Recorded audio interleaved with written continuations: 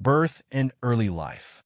Born Paul Andrews on May 17, 1958, in Chingford, East London, Dianno grew up surrounded by music. With a Brazilian father, he held dual citizenship in both Britain and Brazil.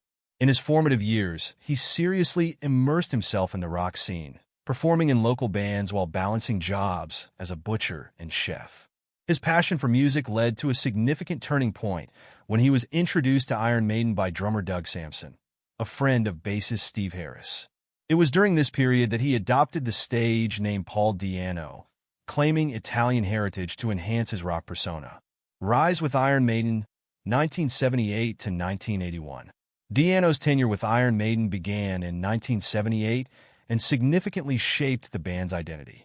Despite an unfortunate start, where he was arrested during an audition for displaying a pocket knife, he quickly became the face of the emerging heavy metal scene. The band's self-titled debut album, released in 1980, combined punk energy with metal riffs, laying groundwork for future genres like thrash and speed metal. Their second album, Killers, followed in 1981, as did a live album, Made in Japan. However, as Iron Maiden prepared for extensive touring, they sought a vocalist capable of meeting the band's ambitious demands. Bruce Dickinson eventually replaced Dianno, who left the band on less than favorable terms, famously citing a desire for creative freedom as a key factor in his departure. Formation of Dio, 1983 to 1985. Following his exit from Iron Maiden, Dianno formed a new band, originally named Lone Wolf, later simplified to Dio.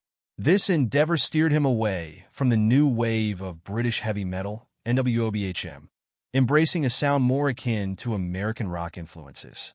Despite covering some of his former band songs, including Remember Tomorrow, the group faced challenges and ultimately disbanded after a brief and limited success run.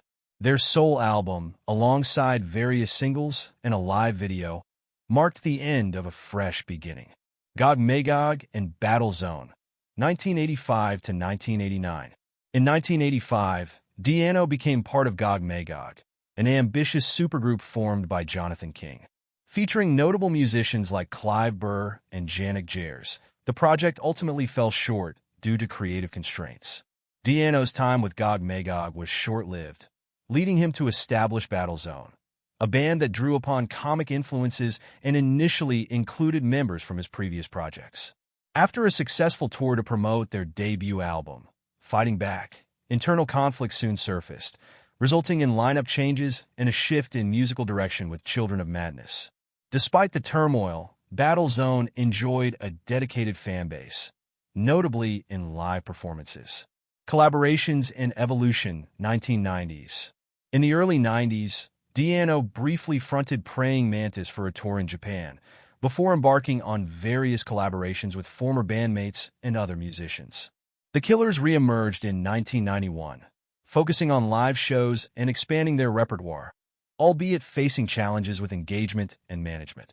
Dianno continued to tour extensively, even as personal struggles began to take their toll. Later years and health issues. Throughout the 2000s, Dianno's career played out against a backdrop of legal issues and health challenges, including a conviction for benefit fraud, resulting in jail time. Nevertheless, he continued to perform and record, demonstrating resilience against the odds. His health spiraled over the following years, contributing to limited performances and ultimately leading to his decision to retire. After relocating to Croatia for treatment, Dianno underwent successful knee surgery, acknowledged as vital by Iron Maiden, who provided support during his recovery. Death and legacy. On October 21, 2024, Paul Dianno passed away at his home in Salisbury, aged 66. His health struggles in recent years confined him to a wheelchair, affecting his ability to perform. Dianno's contributions to heavy metal remain significant. His raw, powerful voice and pioneering spirit helped define a generation of music, leaving an indelible mark on the genre and on the fans who cherished his artistic vision.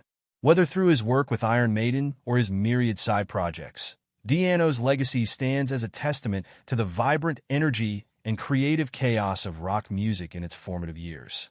His life story illustrates both the triumphs and tribulations of an artist who continually sought to explore new musical landscapes, always pushing the boundaries of his craft.